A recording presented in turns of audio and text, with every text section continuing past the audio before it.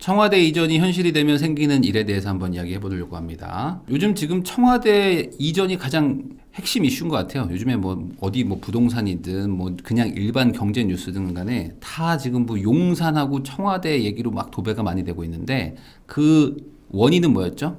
윤석열 당선인이 용산으로 간다. 이게 사실 공약에 있었던 내용이긴 해요. 청와대를 나와서 광화문으로 갑니다 라고 했는데 광화문을 따져보니까 이거 답이 안 나온다. 여기는 답이 없네. 어디가 답이지? 라고 찾아봤더니 용산에 국방부가 있네. 근데 여기는 밑에 벙커도 있고 이거 청와대 기능을 거의 할 수 있겠는데 라고 생각해서 급선회를 한 거죠. 그래서 이제 용산으로 간다고 했는데 그러다 보니까 이제 문제가 되는 게 뭐죠?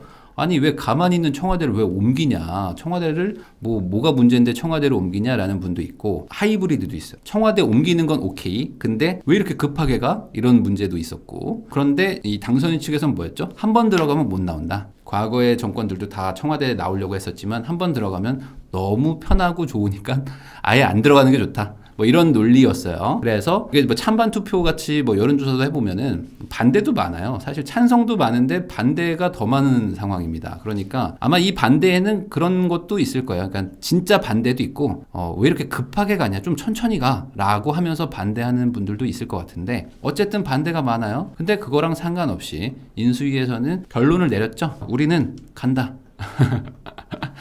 우린 갑니다. 우린 청와대 패싱. 청와대 패싱이죠. 아예 안 들어가. 여기는 안 들어가고요. 저희는 그냥 인수위에 있다가 여기로 바로 갈 거예요. 아니 그러면은 저기 당선인님 그 출퇴근 하실 때 교통통제 하실 텐데 어떻게 해요? 그거는 제가 새벽 출근 새벽 퇴근하겠습니다. 이렇게 해가지고 차가 없는 새벽 시간에 출근했다가 야근하고 늦게 퇴근하겠다 라고 이제 해결책을 제시해가지고 인수위원들이 좀 당황하지 않았을까? 나 그럼 나 집 언제 가지? 참고로 이분들은 뭐 52시간 이런 것도 없는 분들이죠. 그러니까 나 잠깐만, 우리 저기 큰 형이 야근하고 새벽에 출근하는데 내가 그러면은 나 몇 시에 와야 되는 거지?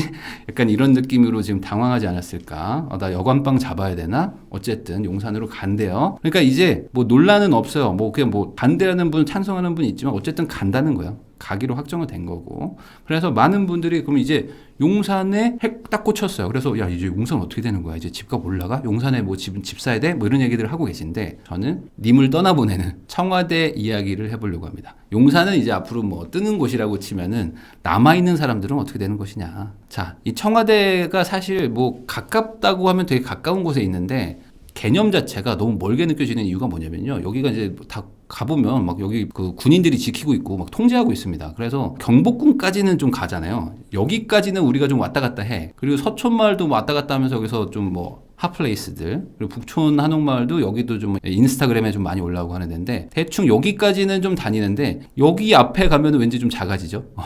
이쯤 가면은 나 너무 많이 갔나? 나 돌아가야 되나? 하는 느낌이 나는 게 여기 청와대가 여기 있어서 그렇습니다. 그래서 이 청와대가 지금 용산으로 간다고 하면은 가장 혜택이랄까? 받는 곳이 뭐냐면 여기 양쪽에 있는 여기 말고요. 이쪽입니다. 이 효자동, 청운동, 여기 뭐 삼청동 뭐 이런 데죠. 바로 청와대랑 붙어 있는 동네들이 사실상 약간 조금 규제 같은 게 있었어요. 워낙 이 대통령 그 집무실 겸 관저가 있으니까 철통방어 막 미사일도 있고 한단 말이에요. 그 주변에는. 그러니까 이쪽 약간 좀 주눅 들어 있는 게 있는데 여기가 이제 완전히 풀리겠죠. 이 효자동 하면은 뭐 효자동 베이커리 뭐 이런 게 유명하다고 하는데 저는 먹어보지 못했습니다. 그리고 뭐 삼청동이나 이런 데 가보시면은 뭐 되게 잘 해놓고 뭔가 그 강남의 느낌하고는 좀 완전 다른 뭔가 좀 되게 고즈넉하고 오래된 동네지만 뭔가 그 정치가 느껴지는 그런 느낌이 있거든요. 그래서 실제로 가보면 저도 옛날에 가봤었는데 그 카페들도 많이 있고 그리고 뭔가 좀 걸어 다니는 맛이 있죠. 뭔가 이 강남은 약간 차 타고 다니는 그런 동네 같다면 여기는 좀 걸어 다니면서 이렇게 한 번씩 뭐 들리기도 하고 이런 곳의 느낌인데 되게 분위기 좋고 저도 좋다고 생각해요. 근데 이런 정치 있는 곳이 지금은 어떻죠? 사실 상권이 많이 죽었습니다. 그 이유는 뭐냐면 당연히 코로나 때문인 거죠. 아무래도 경복궁을 끼고 있는 동네라 보니까 경복궁이라는 데가 뭐예요? 어쨌든 왕궁이잖아요. 그러니까 외국인들이 많이 찾는 그런 관광 명소 같은 데인데, 물론 내국인도 많이 가지만 이 코로나 때문에 이 국능원 관람객 수라고 제가 이제 가져온 거는 이제 말 그대로 궁이죠, 궁. 그리고 이제 릉이나 어떤 원, 공원 같은 데 관람객이 몇 명이나 오냐 하는 건데, 2019년도 코로나 전까지만 해도 단위가 1000명이니까 1,500만 명. 1,500만 명이 오던 게 급감하기 시작해서 작년에는 뭐 400만 명? 이 정도로 준 겁니다. 그러니까 70%가 감소했어요. 그러면 어떻게 되는 거예요? 단순히 내가 그 상권에서 장사하는 분 입장에서는 2년 동안 완전히 그냥 뭐 한 3분의 1 토막이 나버린 거죠, 매출이. 그러면 이 장사가 운영이 됩니까? 안 되죠. 기본적인 고정비라는 게 있는데. 그러니까 이게 70%가 줄었으니까 30%가 남네? 이게 아니고 고정비, 인건비 주고 나면은 적자를 보게 되는 거죠. 그러니까 뭐 상권이 거의 막 망하기 시작하고 막 임대도 나오고 하면서 점점 막 공실도 늘어나고 했었단 말이죠. 그렇게 해서 약간 죽은 상권이라고도 볼 수 있는 이 지역이 갑자기 주목받고 있단 말이죠. 청와대 이전 때문에. 왜 그러냐? 뭐 지금 뭐 카페, 인터넷 카페 같은 데서도 보면은 이런 글들이 나와요. 뭐 30년 넘게 규제에 시달렸던 효자동, 삼청동 주민들 축하드립니다. 효자동, 삼청동은 호재네요. 뭐 이런 얘기들을 하시는데 그 기반에는 뭐가 있어요? 아, 청와대가 옮기면 이제 건축 규제 풀리겠구나. 야, 이제 여기 막 다 단독주택들이 있고 하는데 이거 부셔가지고 아파트 받구나? 하면서 호재인가? 라고 생각하는 분들이 있단 말이죠. 근데 이게 사실은 어렵습니다. 왜냐면 이게 쉽게 풀 수가 없는 문제인데 왜 그러냐? 여기는 청와대만 있는 게 아니라 청와대 앞에 뭐가 있죠? 경복궁이 있어요. 경복궁이. 경복궁 인근은 건축물 높이가 뭐 최대 한 20m 정도에서 다 규제를 당하고 있습니다. 그리고 어떤 곳은 뭐 16m 뭐 이런 데가 있어요. 그러면 20m면은 대충 한 5, 6층 건물이라고 생각하시면 돼요. 그러면 이 청와대가 없어지면 규제가 풀리냐? 아니다. 내가 있다. 경복궁이 여기서 딱 버티고 있기 때문에 어차피 경복궁 주변으로 시선을 가릴 수 있는 고층 건물들은 못 들어옵니다. 그러니까 이쪽 지역들이 다 규제 대상이에요. 어차피. 그러니까 청와대가 나가면 여기 있는 뭐 군부대들이 있어요. 막 미사일 막 이런 거 있거든요. 이런 것들이 다 옮겨가면서 이쪽에 뭐 또 뭐 통행이 좀 되기는 하겠지만 이 건축 규제 자체가 풀리기는 어려울 것이다. 그리고 여기 서촌이나 북촌 한옥마을은 다 한옥 위주로 건물들이 많아서 여기가 또 관광지입니다. 그러니까 이 한옥마을 같은 것들을 또 유지 보존하려고 하는 그런 규제도 있기 때문에 현실적으로 청와대가 옮긴다고 해서 이 지역이 개발될 확률은 높지는 않을 것 같아요. 그래서 이게 잘 체감이 안 되시는 분들을 위해서 제가 3D로 그림을 가져왔는데 이렇습니다. 여기가 지금 광화문이에요. 여기가 광화문이고 여기가 광화문 앞에 뭐 정부 청사나 뭐 국세청이나 뭐 외교부나 있는 여기 있죠. 여기는 엄청 고층 건물들이 많아요. 근데 여기 이 경복궁을 주변으로 해서는 다 낮은 건물밖에 없죠. 보면 그림을 봐도 다 낮잖아요. 그게 다 지금 규제를 받고 있어가지고 2층짜리, 3층짜리 뭐 이런 것들밖에는 못 짓는 거를 볼 수 있습니다. 자, 그렇게 되면은 결국에 청와대 이전한 게 딱히 이 동네에는 호재라는 게 아닌 거냐라고 들으실 수도 있는데 그런 거는 아니겠죠. 이런 기사가 떴습니다. 청와대가 개방을 하면은 연 2천억 이상의 경제 효과가 있을 것이다 라고 해서 문체부가 업무 보고를 했는데 이게 무슨 소리냐면은 이게 관광 효과가 엄청날 겁니다 라는 얘기입니다. 왜 그렇죠? 청와대라는 것 자체가 어찌 보면 관광 상품이기 때문에 여기를 뭐 공짜로 들여보내줄 수도 있고 아니면 뭐 입장료를 받을 수도 있지만 그 왔다 갔다 하는 유동 인구들이 엄청나게 이 주변에서 어떤 뭐 상업 활동도 하고 아니면 뭐 물건도 사고 뭐 음식도 먹으면서 경제적인 이득을 볼 것이다. 여기에 채용되는 인원들도 많을 것이고 라는 얘기입니다. 근데 경복궁에 연 한 300만 명 정도가 관광을 온대요. 그러니까 단순히 경복궁 온 김에 청와대 들렸다 가 라고 가정하고 300만 명이 온다고 하면은 아까 말씀드린 어떤 뭐 상업적인 생산 활동을 한 1,500억 정도가 발생할 거고 뭐 그에 따른 뭐 추가적으로 생기는 게 한 5, 600억 정도 돼서 한 2천억 정도 벌 것이다. 그렇게 판단을 한다고 합니다. 근데 아마 많은 분들이 예상하기로는 훨씬 더 많이 올 것이다 라고 생각을 하실 거예요. 왜 그러냐면 이 청계천 있잖아요. 옛날에 서울에 청계천도 보건공사를 하면서 뭐 반론도 많았지만 결국에 어쨌든 딱 준공하고 나니까 첫 해에 2천만 명이 왔었대요. 청와대가 청계천보다는 훨씬 더 강력한 그런 좀 관광지라고 보면은 2천만 명보다 더 오지 않을까 아마 그렇게 추측은 좀 해봅니다. 그리고 그 청와대를 떠나서 더 이 동네가 아마 더 활성화가 될 것 같다 상권이 라고 생각하는 가장 큰 이유 중에 하나는 바로 이겁니다. 이 뭐죠? 자, 바로 이분들 때문입니다. 누구죠? 등산을 하는 등산인들이죠. 우리나라의 이 산악인들이 가만히 있을 수가 없을 것이다. 자, 왜 그러냐면 그 북악산 있죠? 북악 스카이웨이라고 여러분들 가보셨을 텐데 거기는 북악산에 약간 그 능선 넘어서고 청와대에서 북악산 정상까지 요쪽 면, 이 남쪽 면이 군사 지역으로 이제 접근 금지가 돼 있거든요. 근데 그쪽이 이제 개방이 된단 말이죠. 여러분들 이거 아세요? 그 노스페이스 있잖아요. 노스페이스 창업주가 이런 얘기를 했습니다.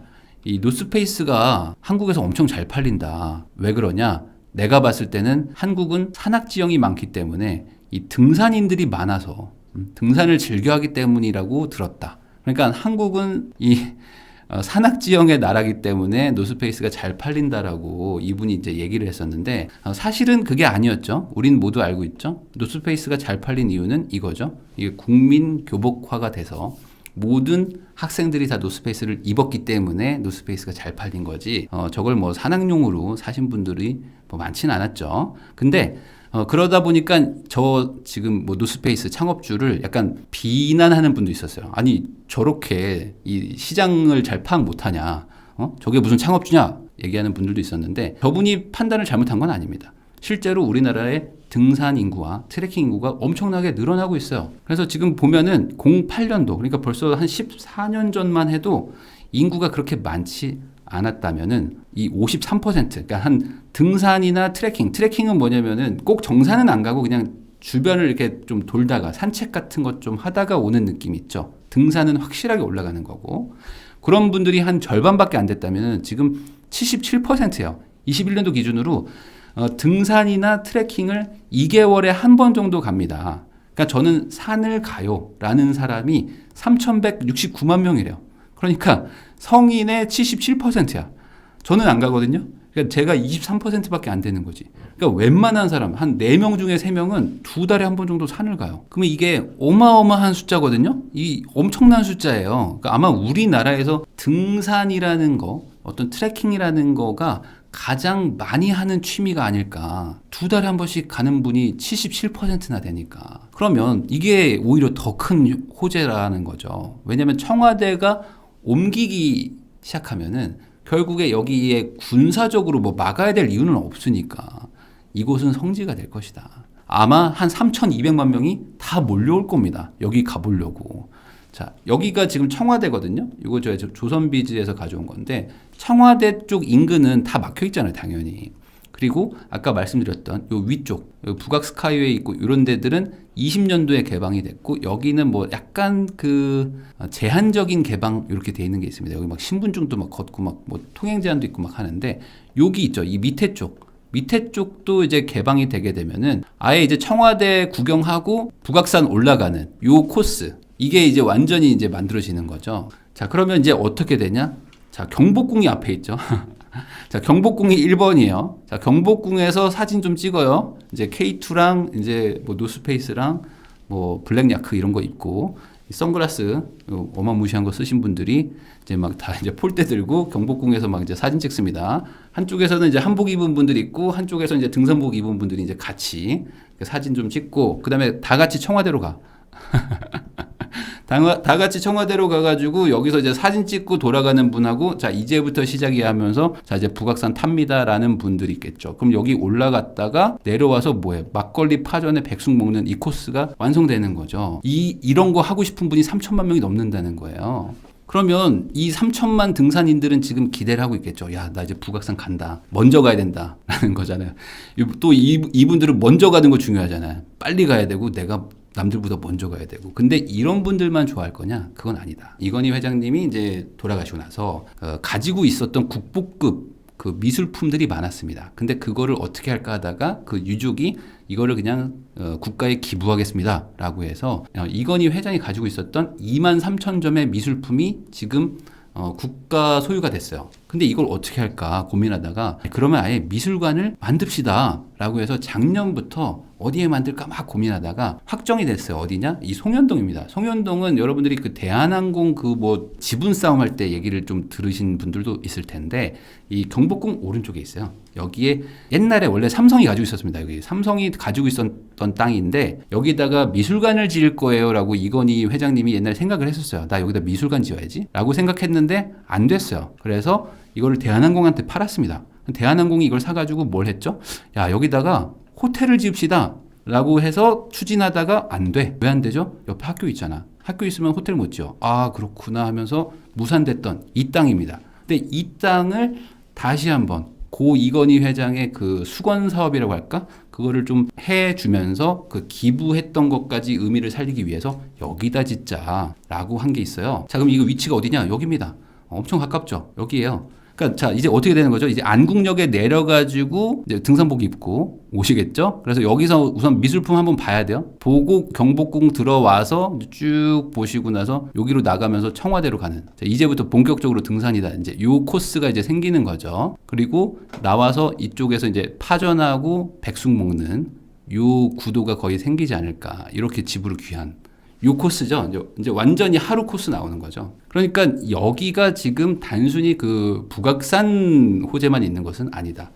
오히려 이게 더 클 수도 있어요. 왜 그러냐면 뭐 여러분들도 보셨겠지만 저도 이거 옛날에 어디서 그 교과서 같은 데서 본 것 같은데 엄청 유명한 뭐 그런 국보급의 어떤 정말 유명한 어떤 해외 미술품도 많고 뭐 국보급의 어떤 그런 문화재들도 많이 이번에 그 기부가 됐다고 하니까 이런 것들이 다 여기 모이게 된다 그러면 아마 전 국민이 다 가보려고 하지 않을까라는 생각을 하게 됩니다.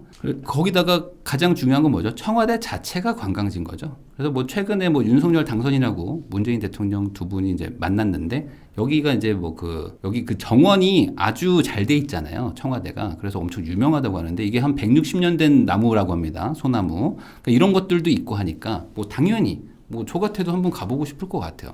그러니까 여러모로 이 주변에 관광 문화 자원들이 갑자기 많이 생기는 느낌? 그러니까 아마 모든 국민들은 다 가려고 할 것이다. 그러면 그 주변의 상권이 엄청나게 활성화가 되지 않을까. 그래서 이런 기사도 있어요. 완전 개방하게 되면 이 청와대라는 거는 아마 이제 핫플레이스가 될 것이다. 특히 인스타그램 많이들 요즘에 하시는데 인증샷 찍는 거, 인증샷 찍는 거가 거의 뭐 엄청나게 많이 올라오지 않을까. 거기다가 이게 있어요. 야간 개장. 저 이거 생각 못 했는데 야간 개장 하면은 여기가 아마 어마어마하게 멋있지 않을까라는 생각을 좀 해봅니다. 괜찮겠죠? 그러면 야간 개장할 때 들어가서 뭐 벚꽃도 뭐 본다든지 아니면은 좀 날씨 좋은 봄에는 뭐 아마 그 경복궁 야간 개장 뭐 이런 거랑 같이 겹쳐가지고 엄청 관광 코스화가 되지 않을까. 그러면 과연 지금 2030 이 인스타 세대들이 이걸 참을 수 있을까? 인스타샷을 참을 수 있을까? 저라면 못 참을 것 같아. 그 영계백숙하고 뭐 저거 파전 안 먹어도 되죠. 미술관 갔다가 경복궁 들렸다가 청와대에서 딱 사진 찍고 인증샷 찍고 돌아오는 이 코스도 아마 어마어마하지 않을까 해서 결국에 20, 30, 40, 50, 60, 70 모두가 원하는 그런 대통합의 그 관광지가 되지 않을까 생각을 합니다. 그래서 결과적으로는 인근 상권한테는 되게 좋을 것 같아요. 그래서 전체적으로 활기가 생기지 않을까 저는 예상을 해보고요. 다만 주택은 조금 어렵지 않을까. 주택에서는 그렇게 유의미하게 뭐 의미가 있을까라고 생각은 해봐요. 왜냐면 이게 건축 규제가 뭐 풀리는 게 쉽지는 않을 것 같아서. 다만 이 동네 상권 자체는 아마 유동 인구가 많이 늘어날 거니까 상가 쪽에 오히려 뭔가를 투자를 한다거나 아니면 뭐 주택을 상가로 전환하는 투자를 하는 거는 좋을 것 같아요. 그리고 마지막으로 뭐 한마디 좀 덧붙이자면 이 청와대의 의미가 뭔가라는 걸 저는 한번 찾아보면서 알았는데 여기가 원래 경복궁의 후원이었다고 하더라고요. 그러니까 이게 경복궁의 일부였던 거죠. 그래서 그 건물을 뭐 개조하고 하면서 예전에 뭐 일제시대 때는 뭐 총독 뭐 관저로도 쓰고 뭐 미군정 때도 여기서 관저로도 쓰다가 이제 광복하고 난 이후로는 이제 대통령의 뭐 집무실 겸 관저로 점점 썼었는데 조선시대 때는 여기서 뭐 과거 시험도 보고 뭐 군사훈련도 하고 뭐 그랬었던 그냥 일반 국민도 들어갔다 나왔다 하던 공간이라고 하더라고요. 그런데 여기가 이제 대통령 관저로 되면서 이제 통제를 할 수밖에 없죠. 당연히. 군사 보호 시설이 되는 거니까 거기다가 통제와 보호를 하면서 어찌 보면 좀 삭막하게 우리가 접근할 수 없었던 공간이었는데 이제는 어찌됐든 간에 이제 시민들이 이제 마음 먹으면 갈 수 있고 거기서 조금 더 나가면 산악 등산까지 할 수 있는 공간으로 바뀐다는 점에서는 뭐 좋은 의미를 부여할 수 있지 않을까라는 생각을 해봅니다. 그래서 내국인들한테는 휴식 공간이 되고 외국인들한테는 관광 명소가 되면서 모두가 좀 즐길 수 있는 공간이 됐으면 좋겠고 그 주변에 있는 상가 그 주변에서 지금 어떤 그 장사를 하고 있는 영업하고 있는 상가에 있는 임차인분들 입장에서는 그동안 한 2년 동안 정말 매출이 힘들었었는데 앞으로 조금 상권이 살아나면서 힘이 나는 그런 소식이 되지 않을까 기대해보면서 영상 마무리하겠습니다.